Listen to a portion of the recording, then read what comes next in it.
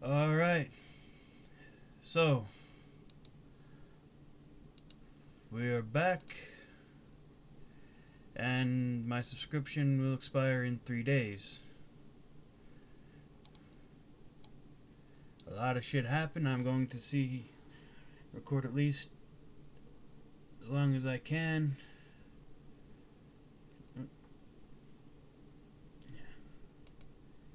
Yeah. All right.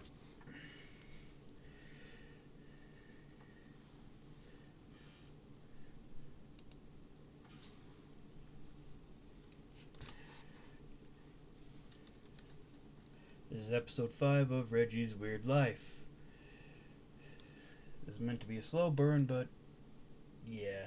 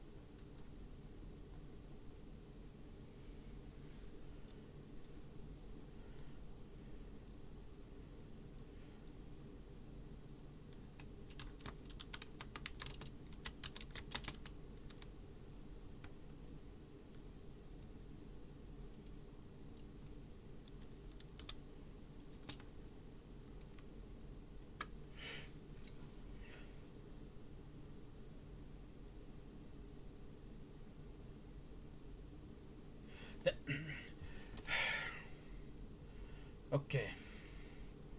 Okay. Yeah, this is gonna be the fucking first. This be the first and only fucking time I fucking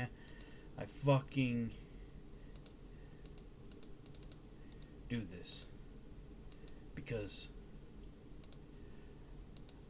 I fucking did not want to go back to that fucking place.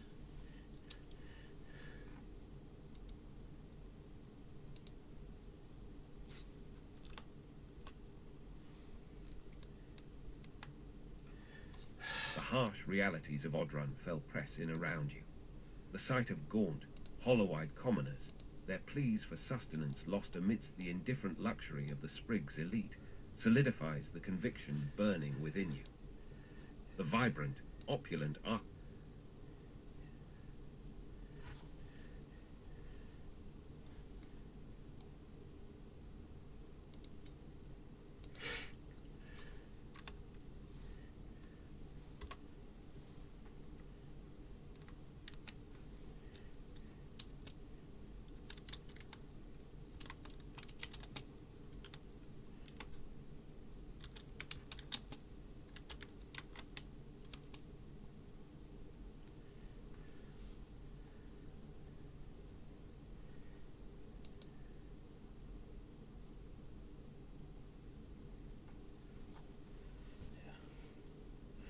Fucking hell, no!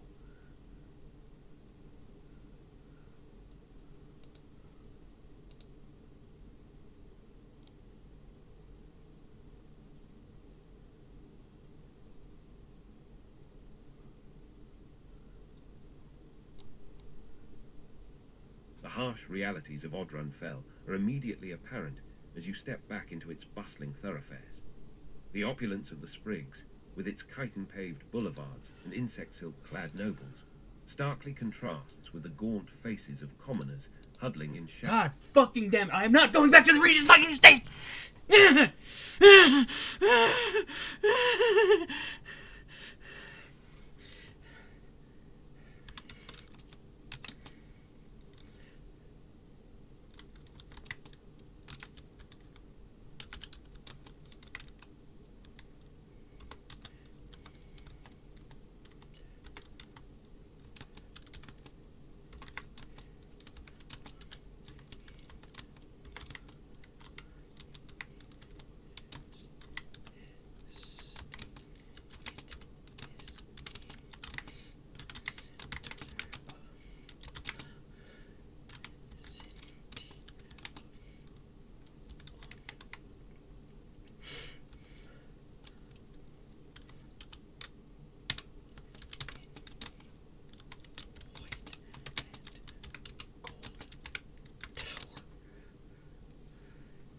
Yeah.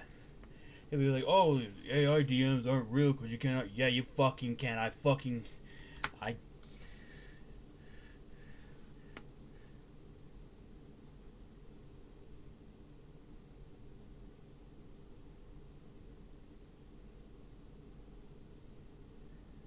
Ah, fucking.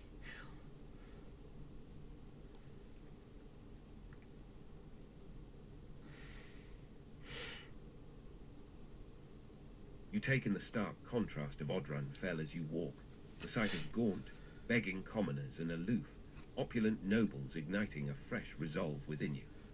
Your path cuts through the city's heart, past the rough-hewn chitin buildings of the barrows and the bustling, scent-filled market stalls of the Spindle, until a structure, unlike any other, dominates the skyline. Rising majestically from the centre of Odrun Fell, precisely as you recall, stands the council headquarters. It is a beacon of stark white stone and gleaming gold filigree, a tower that seems to defy the organic, chitinous architecture of the city around it. Its pristine facade gleams, unmarred by the grime and wear of the surrounding districts, a symbol of the immense power and wealth concentrated within its walls. Intricate carvings of gild sigils, the ashcote's stout oak, the promissory's coiled serpent, the barley's overflowing sheaf, and the cudgel's mighty hammer, are etched into its base, hinting at the factions that hold sway within. The main entrance is a grand archway, polished to a mirror sheen, flanked by two immense, unblemished white stone pillars. There are no immediate guards visible right at the entrance, but the air around the tower hums with a sense of quiet authority and unspoken security. The heavy, ornate doors, crafted from a lustrous, dark wood inlaid with more gold, stand slightly ajar, as if perpetually inviting, or perhaps daring, entry. You march directly towards these imposing doors, the sword of war a silent, powerful presence at your side, its very hum seeming to announce your arrival. You push through the doors. You step into a vast, circular antechamber, the air cool and still. The white and gold motif continues here, with high, vaulted ceilings painted with intricate, almost dizzying murals depicting the historical triumphs of Odrun Fell's ruling guilds. The floor is a mosaic of polished, multicolored stone, reflecting the soft, diffused light filtering in from unseen windows high above. The silence is profound, broken only by the faint echo of your own footsteps. Several archways lead off from this central chamber, likely to various offices or larger meeting halls. There are no people immediately visible within this antechamber, giving it an almost austere, ceremonial feel. A long, polished mahogany table sits in the center, empty, as if awaiting a formal gathering. What do you do?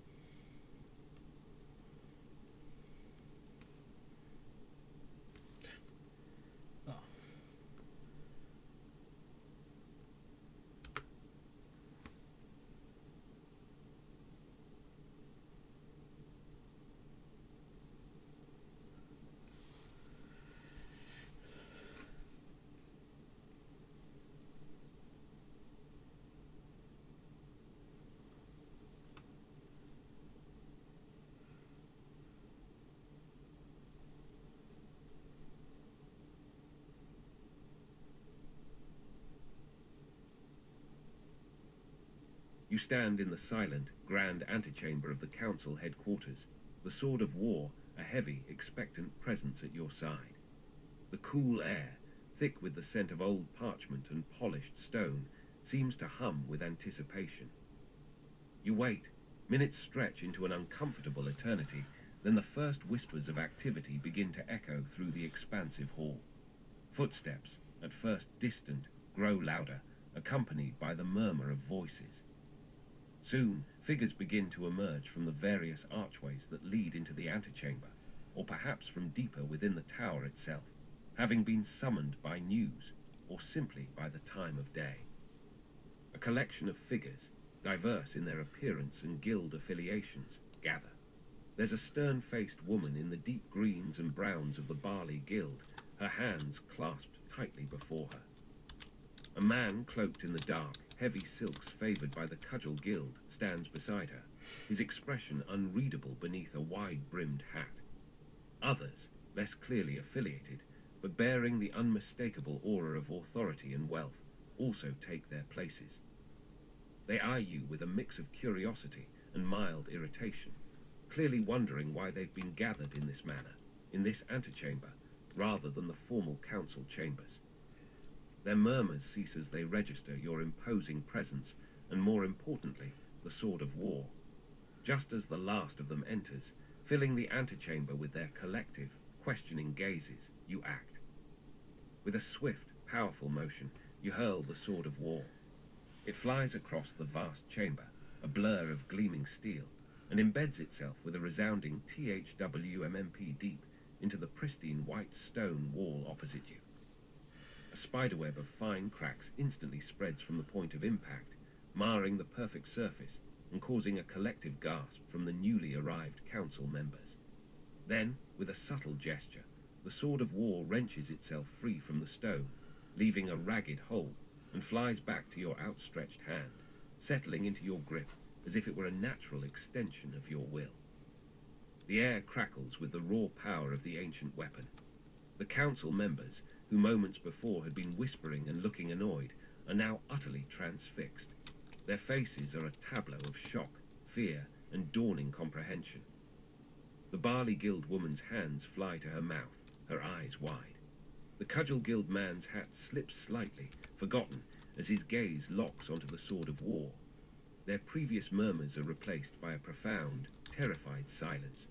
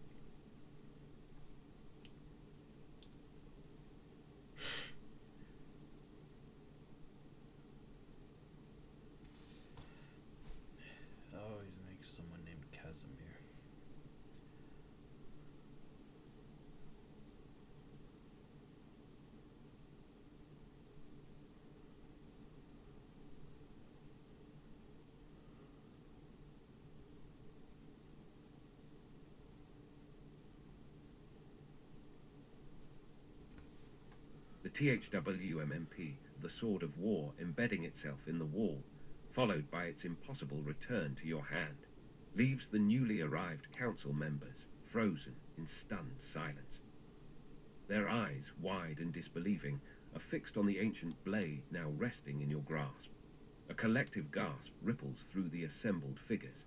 The stern-faced Barley Guild woman pales, her hands trembling as she clutches her chest. A portly man in the rich silks of the Ashcote Guild, who had been slowly backing away, freezes, his jaw agape. The very air in the antechamber seems to thicken with disbelief and outrage. The Cudgel Guild councilman, a man whose face had been a mask of unreadable stoicism moments before, suddenly explodes into motion. With a guttural roar of fury and defiance, he lunges forward, his hand snapping to a heavy, ornate cudgel strapped to his back. The weapon, made of a dark, dense wood reinforced with bands of iron, whistles through the air as he brings it down in a swift, powerful overhead strike, aimed directly at your head. But you are faster. Even as the moment unfolds, the Sword of War flashes, a silver blur in the polished chamber. There is a sharp crack of splintering wood and rending metal as your blade intercepts his attack. The head of the Cudgel Guild councilman's weapon, precisely where the iron bands met the dark wood, is severed cleanly. It spins through the air, a useless chunk of timber and metal, before clattering loudly onto the mosaic floor. The Cudgel Guild councilman stumbles, his momentum carrying him forward as he stares, dumbfounded at the now useless shaft of wood clutched in his hand. His eyes, wide with a mixture of shock and dawning terror, dart from the shattered remains of his weapon to the humming sword of war in your hand, and then to your face, which remains resolute and unyielding. The other council members recoil further, their horrified silence deepening as the full, terrifying implications of your power and authority settle upon them.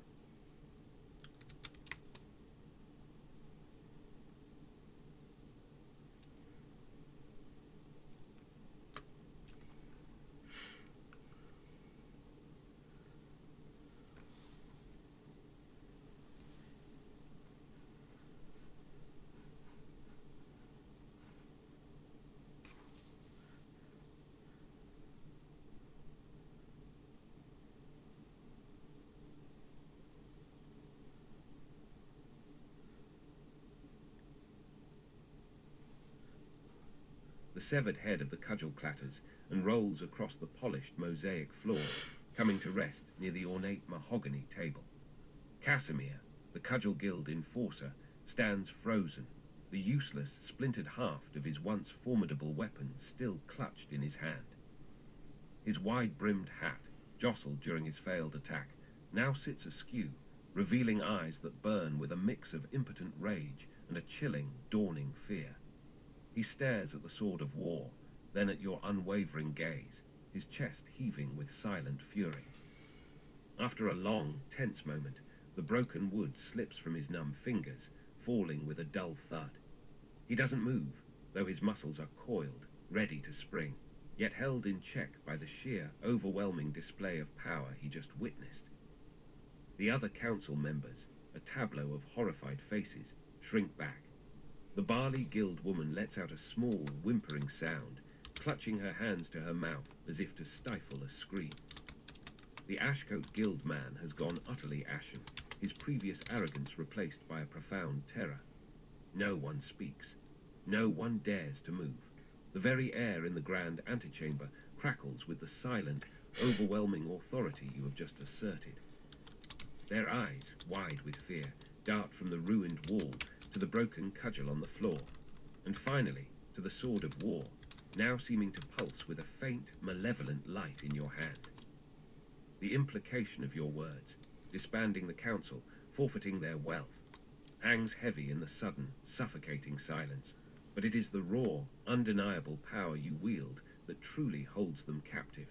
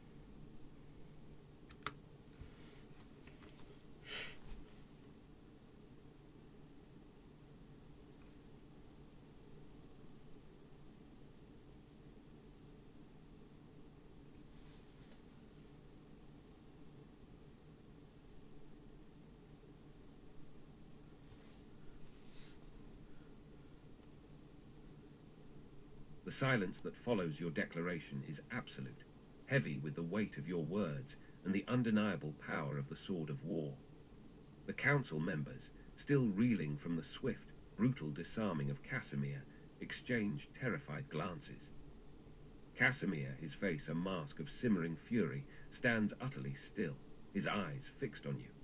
The broken haft of his cudgel lies forgotten at his feet. His jaw is clenched, a muscle ticking in his temple, but he makes no move, no sound. The fire of defiance in his eyes is slowly being extinguished by a cold, hard dose of reality. He looks down at his empty hands, then back at you, a flicker of something akin to grudging respect, mixed with deep resentment, passing over his features. He remains silent, but his posture, once coiled and ready, now seems to sag slightly under the immense pressure. The barley guild woman, her face still pale, lets out a shaky breath, her gaze darting to the remaining council members. The Ashcote guild man, who had laughed at you earlier, now stands rigid, his corpulent frame trembling almost imperceptibly. His eyes are wide with a desperate, pleading look, as if silently begging for mercy. No one speaks. No one dares to challenge your words. The threat of the sword of war and the stark reality of your declaration hangs over them like a shroud. They are defeated, for now, their authority shattered as thoroughly as Casimir's cudgel.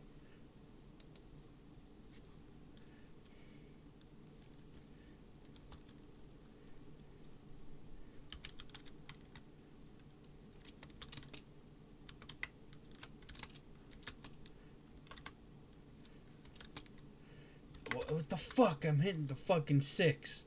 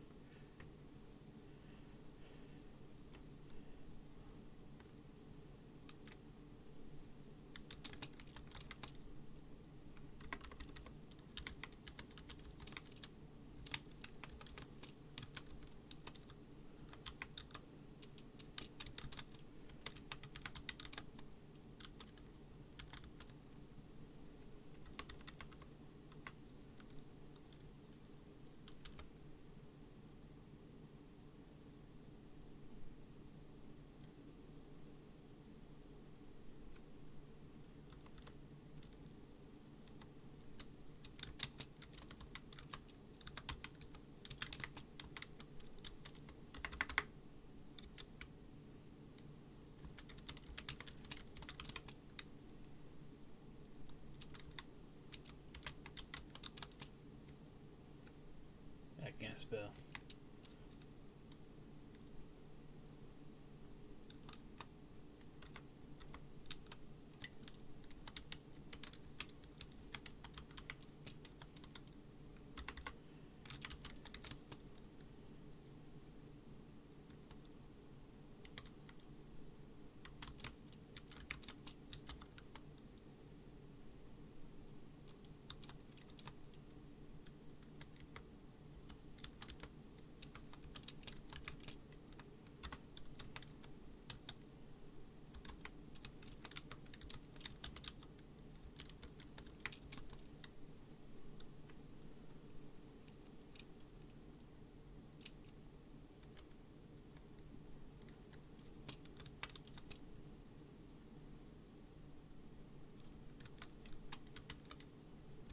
Wait, did I name her Carol?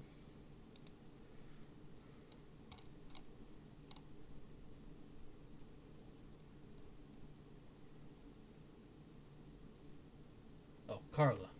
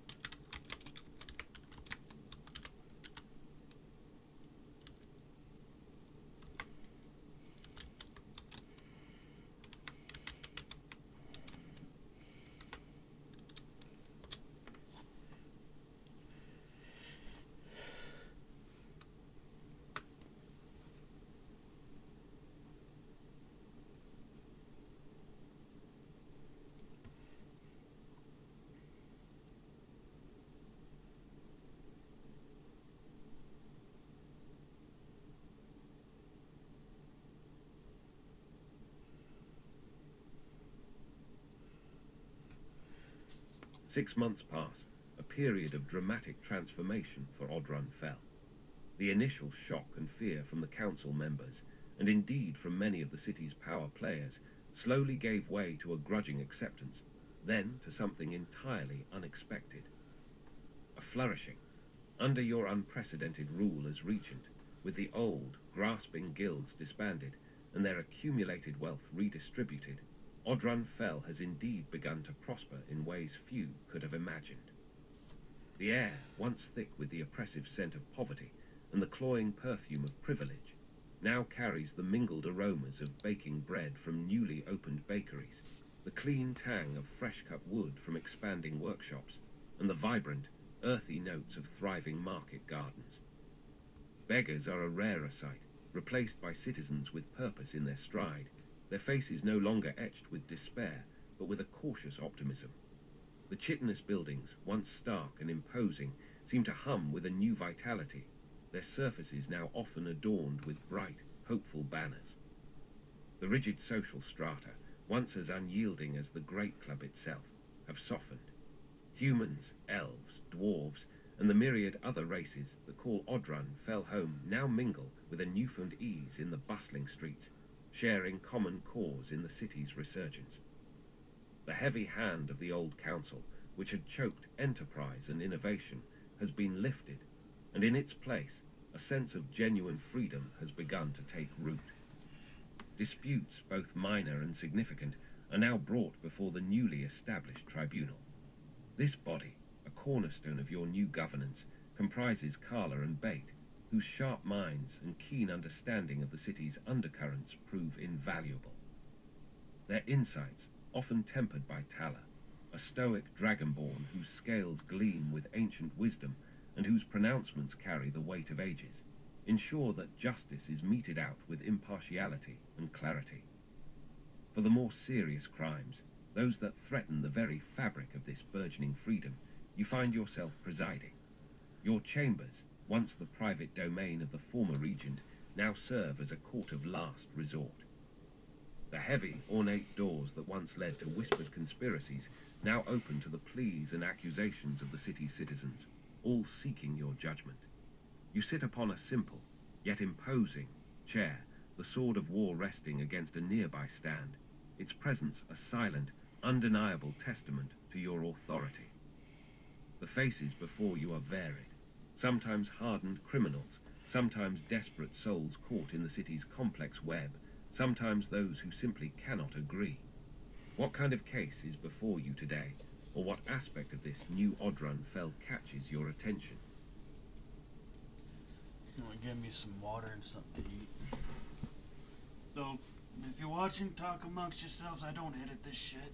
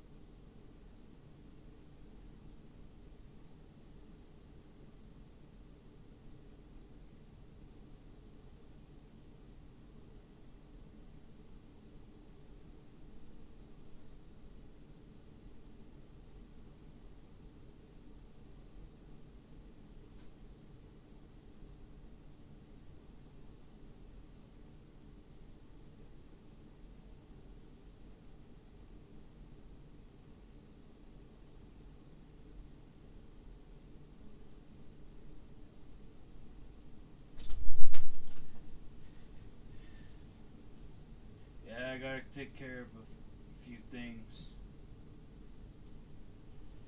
I think so. Twiddle your thumbs, twiddle your D, whatever you fucking do. Oh yeah. Or, you know what, while you're doing this, go on to friendsandfable.com, get yourself a subscription and start playing. I know, but I don't like it yet. Listen, I was around when Photoshop became big. And you know what people said? You're not a real artist if you use Photoshop. Well, AI is basically that, except you do a lot more.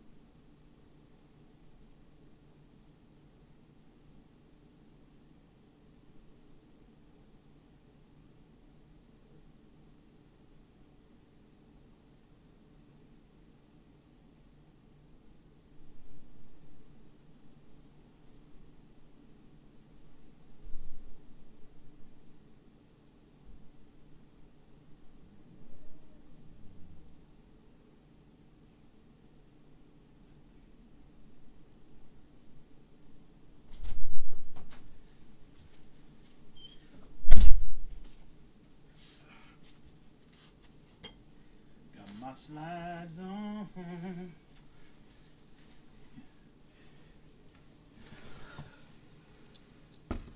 Yeah. Alright.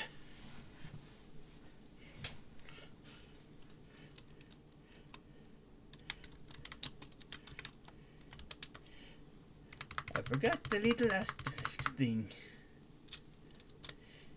Boop.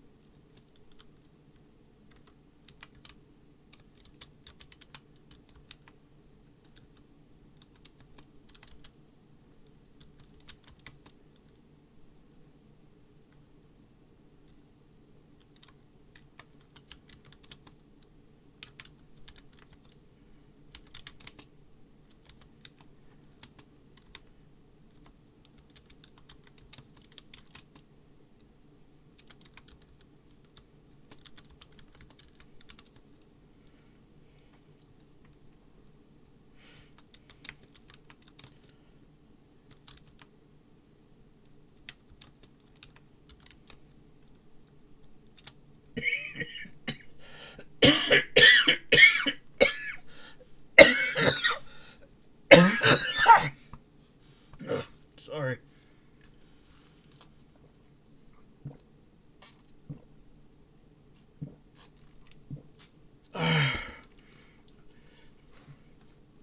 Thanks, Wolverine and Deadpool.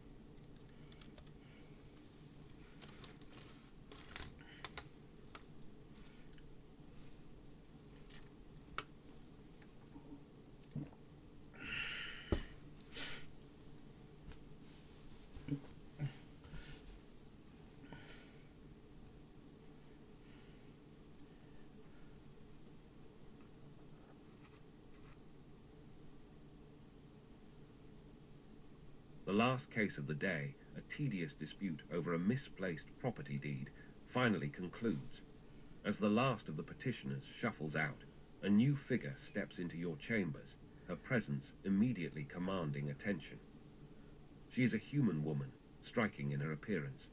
Her olive skin glows softly in the chamber's filtered light, and her long, dark hair, braided meticulously down her back, gleams like polished obsidian. Her eyes, a deep, rich brown, hold a captivating intensity. She possesses an hourglass figure, emphasized by her flowing, silken garments that expose her belly button, a style rarely seen in the more conservative environs of Odrun Fell. A delicate gold tiara rests upon her head, catching the light with every subtle movement. She moves with an undeniable grace, her gaze direct and unwavering as she approaches. A faint, exotic scent, like jasmine and distant spices, precedes her. She stops a respectful distance from your seat, her posture regal and poised. "Greetings, Regent Reggie Ormanal," she says, her voice a melodic alto, clear and resonant. "I am Princess Sorcha of the Sunstone Kingdom, sent by my father, King Thuron, as an envoy to procure an alliance with Odrun Fell."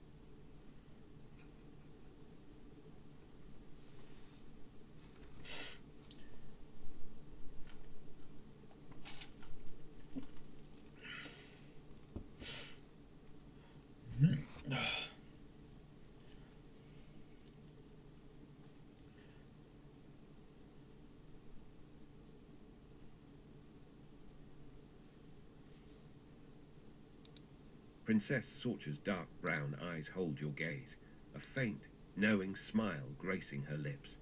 She nods, a subtle movement that causes the gold tiara on her head to glint in the light. "You are indeed well informed, Regent Ormanal." She replies, her voice smooth and unhurried. "My grandfather, King Aldrich, was ambitious, perhaps overly so. My father, King Thuron, has learned from the past. He understands that true strength lies not in conquest, but in cooperation and mutual prosperity. She takes a small, graceful step closer, her hands clasped delicately before her. As for the benefits, she continues, her gaze sweeping around the chambers, taking in the hints of your new order. Odrun Fell, under your new leadership, is a city reborn. It possesses unparalleled access to the unique resources of the Great Club, a strategic position as a hub for trade and elves, and now a burgeoning spirit of innovation and freedom. The Sunstone Kingdom, on the other hand, controls vast swathes of fertile desert land, rich in rare minerals and ancient knowledge.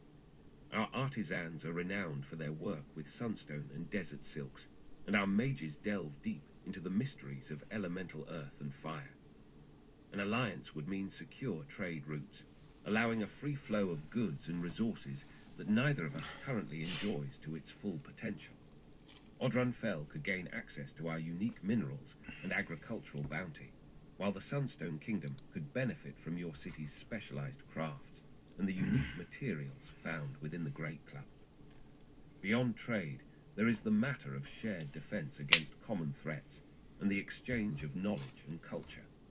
We believe our combined strengths would create an economic and political powerhouse unlike any other in the region, ensuring stability and prosperity for both our peoples.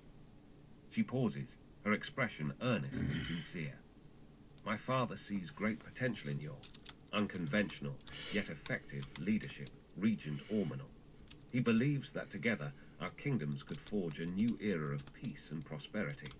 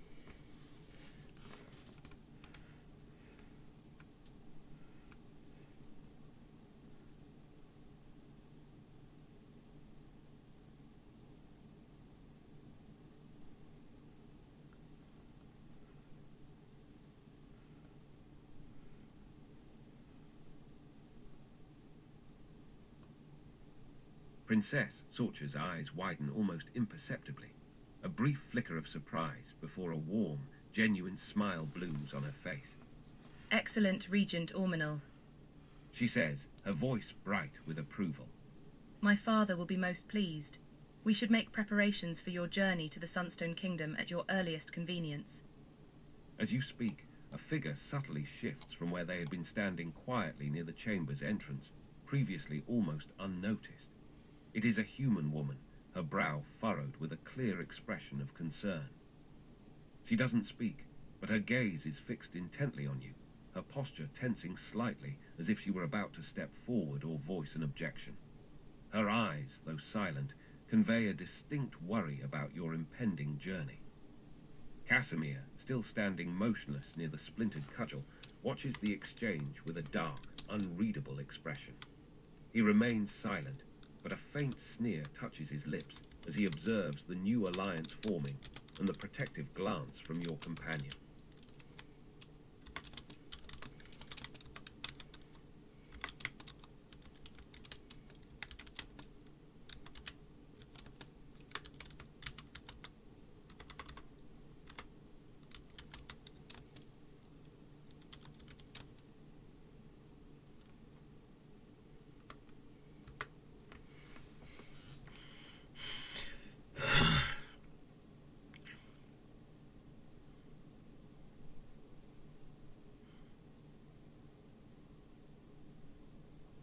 You're absolutely right.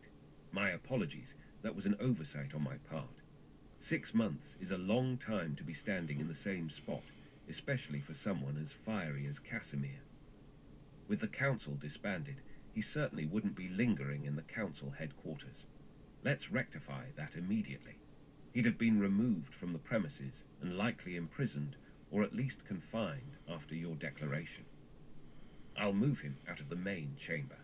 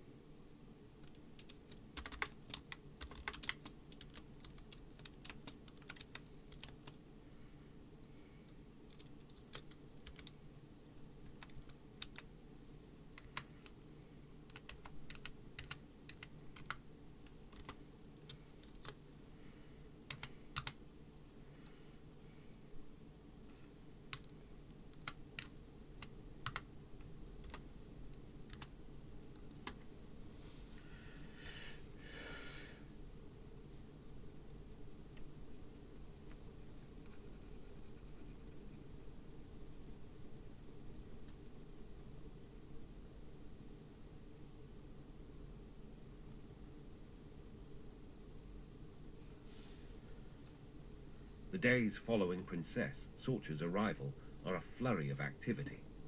Messengers are dispatched, provisions are gathered, and the city's newly established administration hums with the preparations for your departure. You spend these days in your new chambers, once the private, austere retreat of the former regent, now transformed to suit your tastes. The heavy, dark wood has been lightened with brighter tapestries depicting the burgeoning life of Odrun Fell, and the rigid, uncomfortable seating replaced with plush cushions and a wider, more inviting hearth. The air, once stale with the scent of old parchment and hidden anxieties, now carries the faint aroma of the hearty meals prepared by your staff. One afternoon, as you review a stack of reports from the tribunal, the door to your chambers opens with a soft creak. Jonah steps inside, her usually bright demeanor clouded with a visible unease. She doesn't immediately speak, but her hands fidget at her sides, and her gaze sweeps around the room, then settles on you, a deep furrow in her brow. Reggie. She begins, her voice softer than usual, a note of worry threading through it. It's not just the city, it's you. A journey to the Sunstone Kingdom, so far from Odrun Fell and so soon after, everything. She gestures vaguely around the transformed chambers, encompassing the 6 months of your rule. Are you certain this is wise? The tribunal is capable, yes, but you are the regent. Your presence here, it feels, vital. And the Sunstone Kingdom, we know little of it beyond old tales.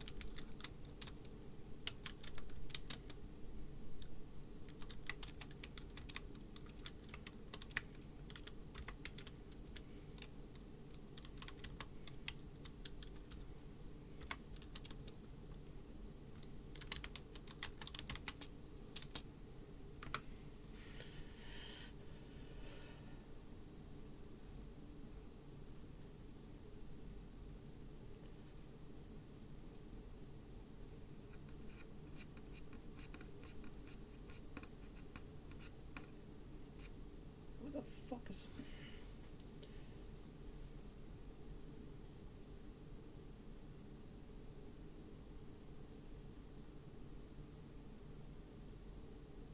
Jonah listens intently, her green eyes fixed on you as you lay out your vision for Odrun Fell.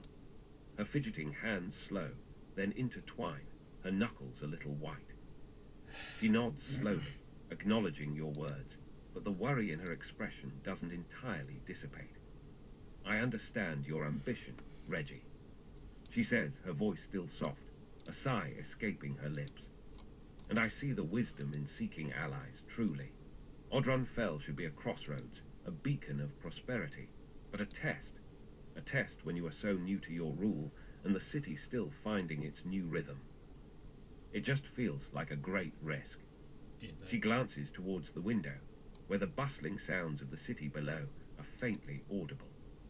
The Sunstone Kingdom may be full of history and culture, as you say, but it is also unknown. You have faced so much here, overcome so many challenges, and always within the walls of Odrun Fell. This journey. It takes you into the vast, open world, where your influence might not stretch as far, and dangers could be different, unseen. She turns her gaze back to you, her brow still furrowed with concern. Please, just promise me you'll be careful, that you'll take all precautions.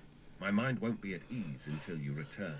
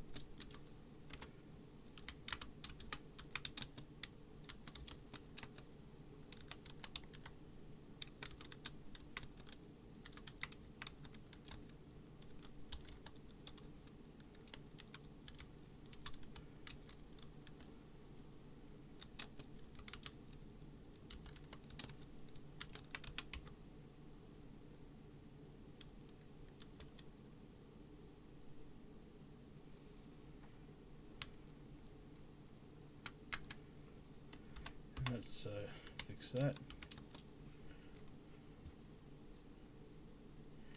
Okay.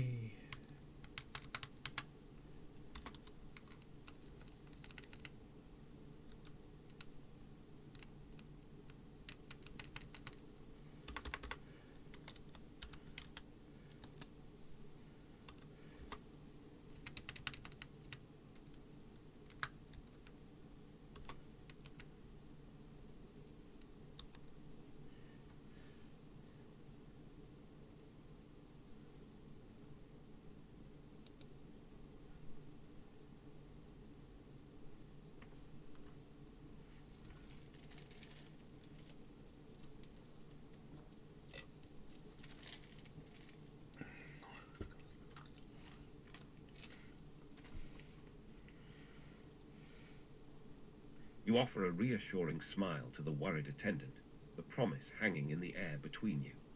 The next morning, as the first rays of dawn pierce through the lingering mists of Odrun Fell, you find yourself at the city's main gate. A contingent of Princess Sorcha's guards, clad in light, sand-coloured tunics and polished bronze accents, stand ready. Before you waits a carriage unlike any you've seen in Odrun Fell. It is crafted from a gleaming, pale orange stone, smooth and warm to the touch, with intricate, almost glowing patterns etched into its surface, clearly sunstone. The interior is surprisingly spacious and cool, lined with soft, desert-spun silks that shimmer with iridescent hues. Harnessed to this unique conveyance are two magnificent creatures. They're clearly not horses, nor any beast of burden common to the Great Club's damp confines. Tall and powerfully built, their hides are a rich, reddish brown, and two distinct, muscular humps rise from their backs, swaying gently with their movements. Their eyes, large and dark, seem ancient and wise, and their broad, padded feet are clearly adapted for traversing vast, arid expanses. As you settle into the cushioned comfort of the sunstone carriage alongside Princess Sorcha, the city of Odrun Fell begins to shrink behind you. The familiar chitinous spires and bustling streets give way to the more open, scrub-dotted lands beyond the city walls. The rhythmic pad of the two-humped beast's feet against the earth quickly becomes a hypnotic lullaby, carrying you steadily eastward towards the distant, sun-baked lands of the Sunstone Kingdom. The air grows drier, the light brighter, and the landscape begins to subtly shift, hinting at the vast, golden deserts that lie ahead.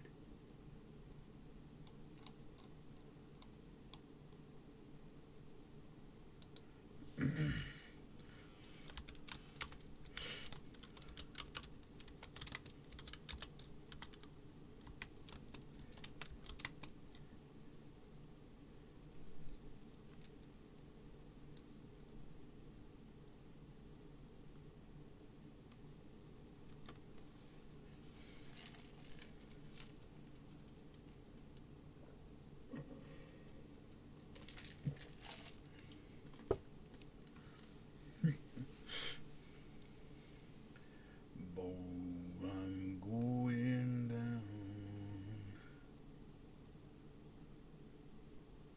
The princess, who you now know is called Sorcha, turns her head, her dark eyes thoughtful as she gazes out at the shifting landscape.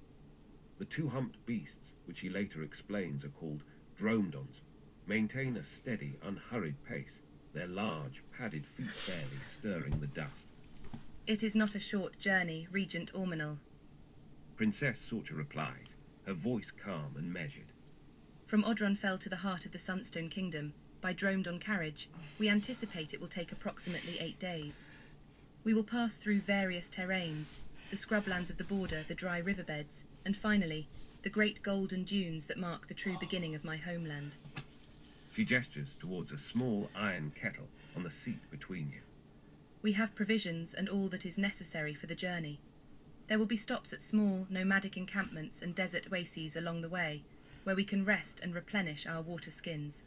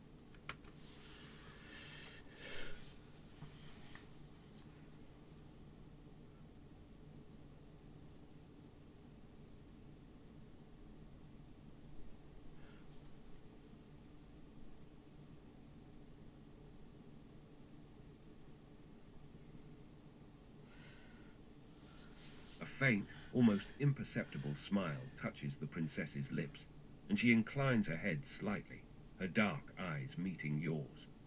The Sunstone Kingdom is indeed a place of unique beauty, Regent Ormanal. She replies, her voice smooth as polished stone. Though its enchantments are often of a different kind than those found in the verdant lands of Odrun Fell, it is a beauty forged by sun and sand, by endurance and ancient magic. I trust you will find it as captivating as its tales suggest. She then gestures out the window of the carriage. The landscape outside continues its slow transformation. The gentle, rolling hills of Odrun Fell's outskirts have given way to more open, arid plains. Tough, spiky bushes cling to the dry earth, and the occasional lone, gnarled tree stands against the horizon. The sky above is a vast, pale blue, and the air, though still relatively cool, carries a distinct dryness. The rhythmic thud of the Dromedon's feet and the creak of the Sunstone carriage are the primary sounds, broken only by the occasional cry of an unseen desert bird. Yeah, I'm gonna end it here. For today, I will be back, though. Yeah, I'll come back tomorrow with the next episode.